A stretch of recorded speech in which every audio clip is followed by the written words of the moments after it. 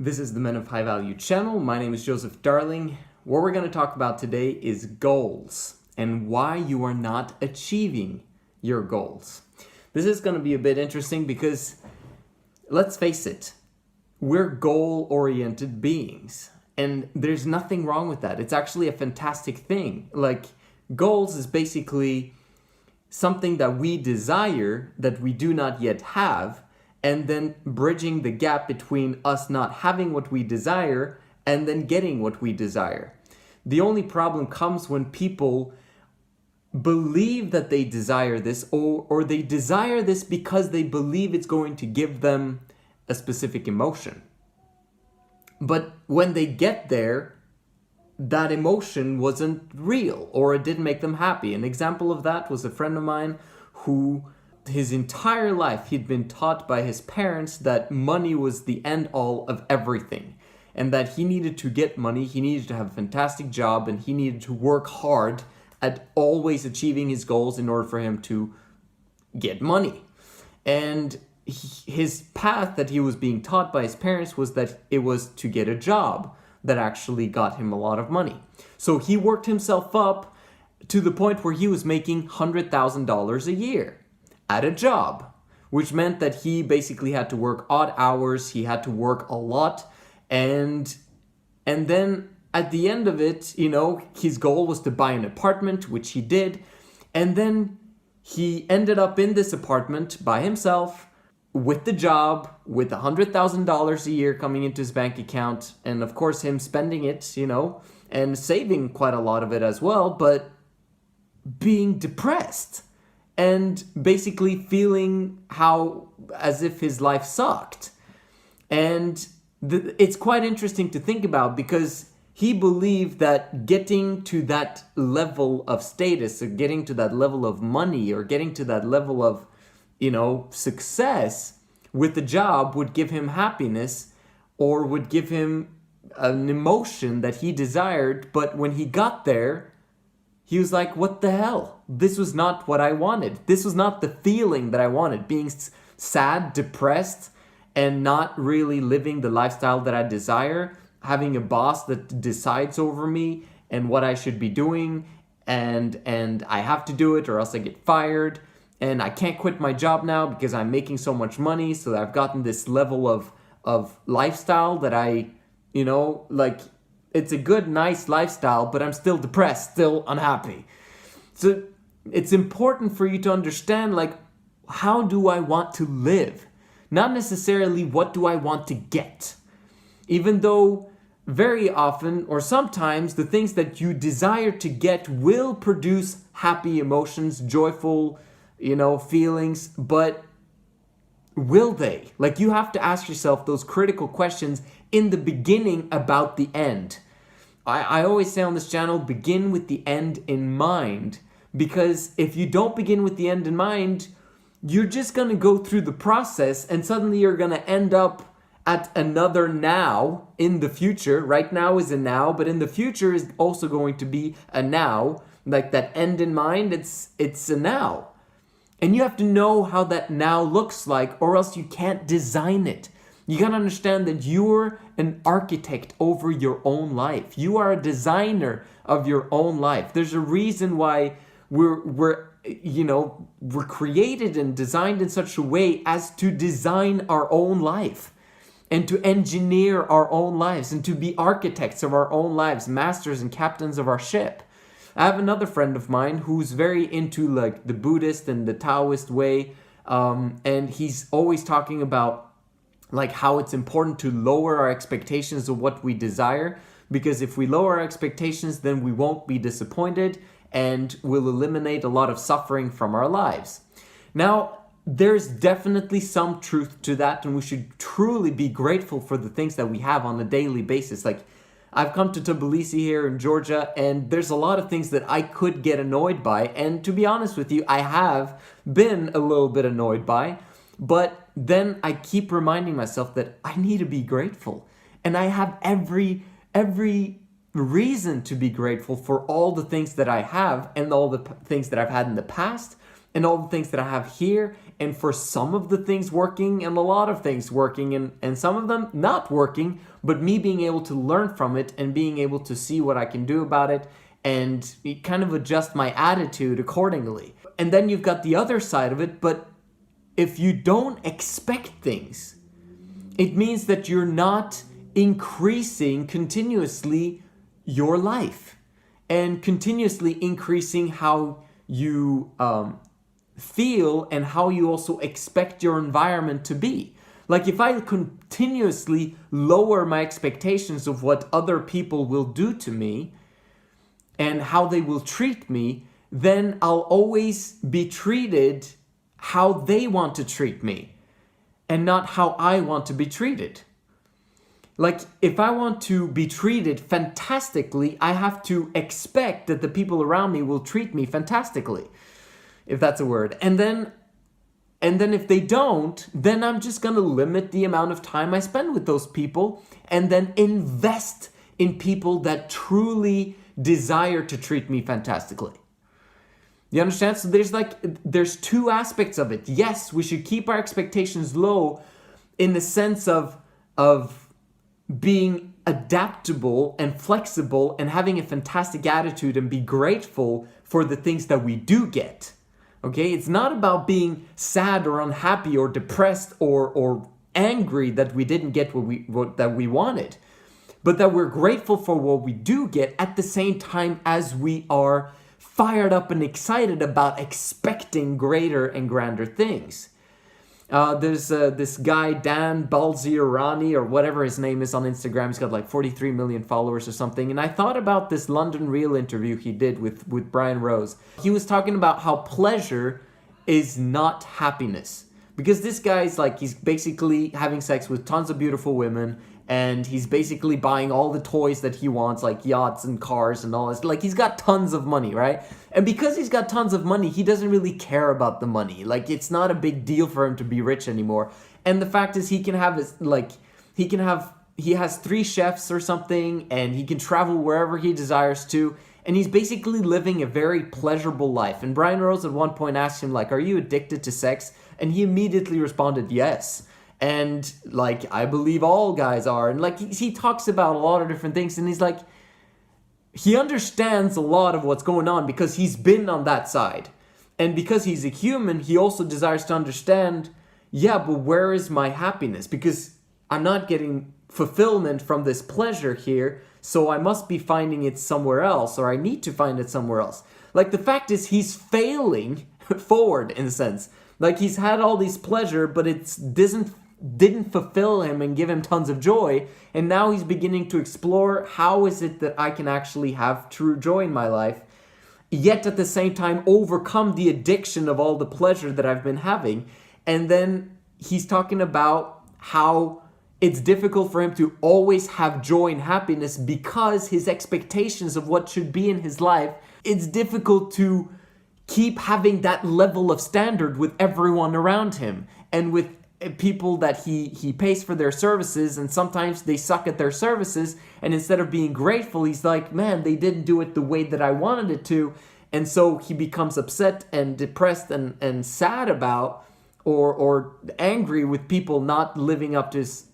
Do you understand what I'm saying here? I'm saying that once you get to a point of riches and then you're not being grateful for the things that you have, you don't remember where you're coming from, then what was the point of getting rich in the first place? Do you understand that it's a fantastic thing to become rich? However, you've got to understand that when you become rich, you've got to have the same attitude as when you were poor. The same attitude of being grateful, of being people skilled, of enjoying having people around you and being socially savvy and having people skills and going deep, right? You don't want tons of shallow relationships. You want a few key relationships that go deep. Like, and there's so much depth to those relationships that there's so much trust. And because there's trust there, you can have pretty much everything that you desire. With the trust, with the right people, you can make anything happen. and to be able to see miracles come about because you were able to attract the right people in your life that are able to make things happen.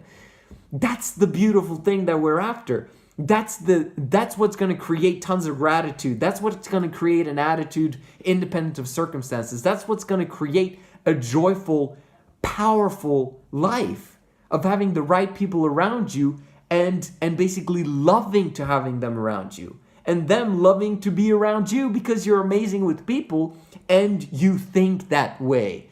This is really truly about goals. You understand what it is. You've got to understand what are the true goals I should be setting in my life.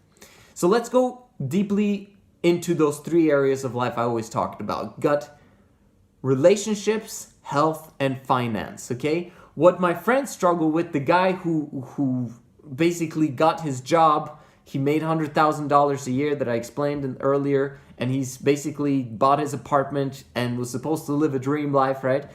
What he struggles with is not the monetary side. He's got the money.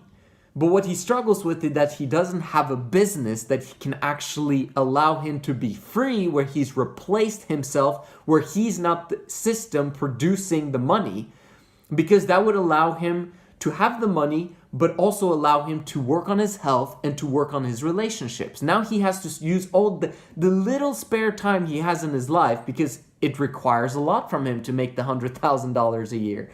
And that basically is kind of ruining his lifestyle and making it difficult for him to get to the other side of having freedom if he keeps spending a lot of money. But if he managed to cut down a lot of his finances, managed to save up a lot of the money, trust me, living on a very low income for a long period of time with the high income and saving 70 to 80% of it if possible, or 50% or whatever it is after taxes, that would allow him to create freedom in his life so that he could actually chase the more important goals in life, which is health and relationships.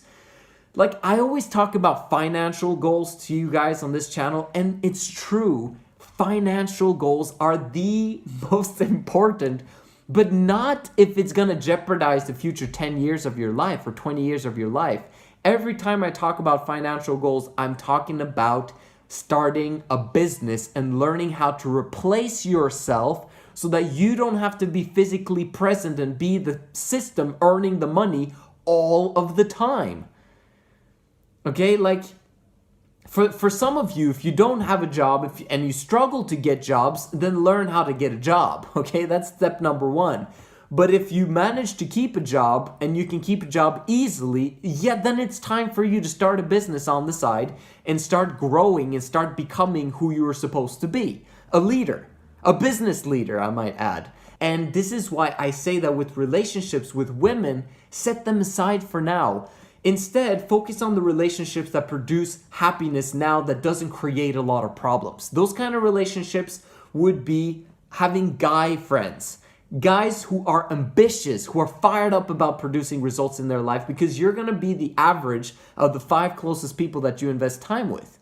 And you're going to think like them, you're going to walk like them, you're going to move like them, you're going to do business like them, you're going to basically, your life is going to be like them. So you got to make sure that those 5 people are the right kind of people.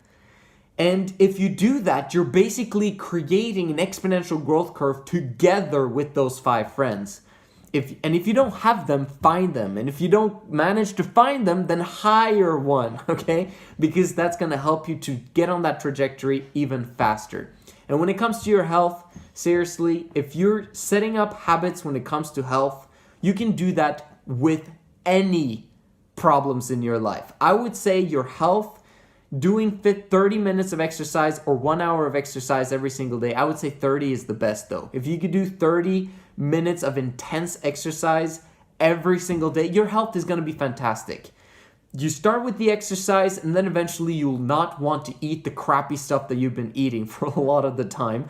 And you're going to figure out a way of getting healthier meals into your diet and into your life. I'm just saying, the reason why I thought about goals today was because I've been seeing this video being promoted to me continuously. It's a guy named Daniel Ally on TEDx, and it was how to become a millionaire in 3 years.